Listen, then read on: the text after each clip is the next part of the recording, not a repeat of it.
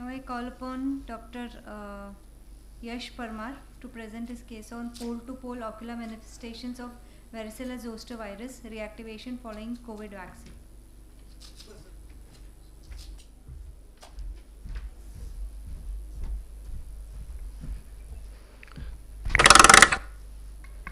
Good morning, everyone. I'll be presenting some interesting cases on pole-to-pole ocular manifestation of varicella zoster virus following COVID-19 vaccine. So, COVID-19 hit India in January. In March, we had a lockdown, and in these tough time, India emerged as a leader by being the leading vaccine producer. mRNA and adenoviral vaccine in the form of Covishield and Covaxin were produced by India, and the benefits of the vaccine were far more than its side effects. But here we are documenting three interesting cases of varicella zoster virus reactivation following COVID-19 vaccine, differing in presentation and affecting various ocular codes. So this is the case 1, where a 36-year-old female presented to us with right eye diminution of vision since 10 days with associated pain and redness.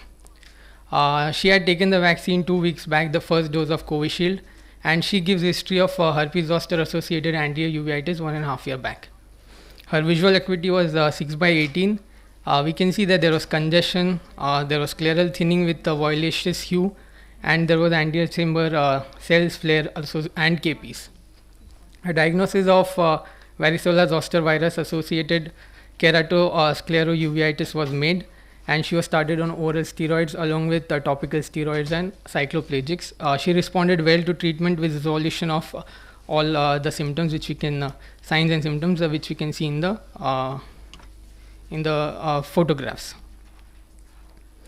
This is the confocal analysis, where in the above two images, in this image we can see that there is immature dendritic cells. The nerve fiber layers have got disrupted because of the virus, and this is multiglobular cells, and after treatment the immature cells have become dendritic cells have become mature, and there is resolution of keratic precipitates. This is another case where a 56-year-old female presented to us with a diminution of vision in the left eye since a week. She gives history of having herpes zoster ophthalmicus 2 weeks back, for which she saw a dermatologist and was treated with oral antiviral drugs. On examination, she had keratic precipitates, prominent corneal nerves, anterior chamber cells and flare. She gives history of vaccination 2 months back, and post-vaccination she had fever for a day.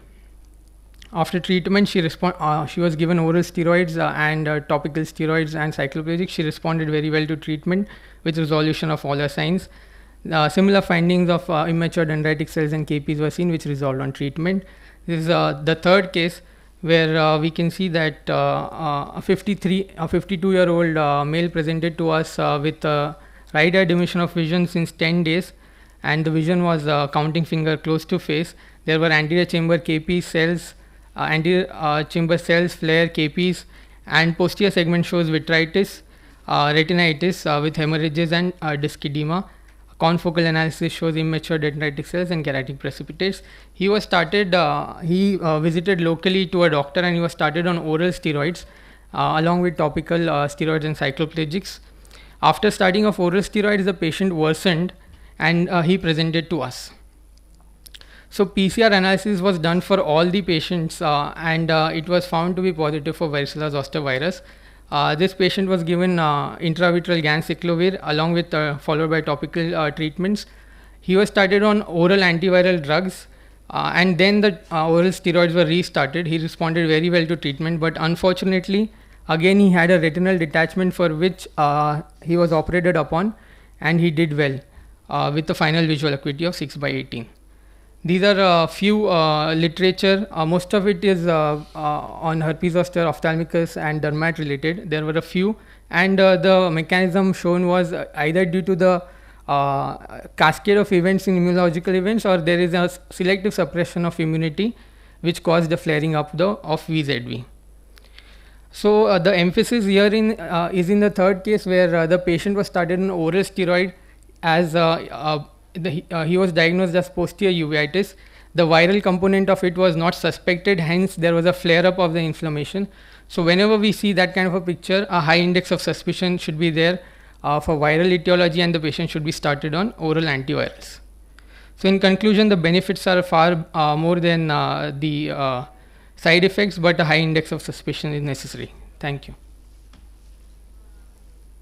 In the third case, there were retinal lesions. Yes, but in sir. first two cases, you did rule out all the retinal conditions? Yes, sir.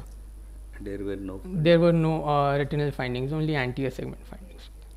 Was there any other signs of immunosuppression in the patients? No, sir. Only one patient, the second patient, she was a known case of rheumatoid arthritis and on methotrexate.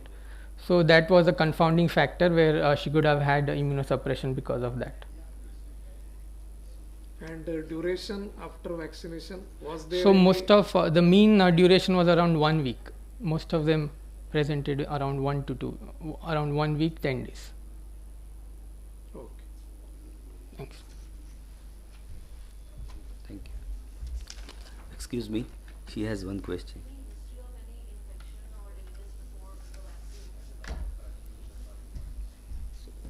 Just one patient, the same patient who had rheumatoid arthritis, she had got fever for a day after the vaccination.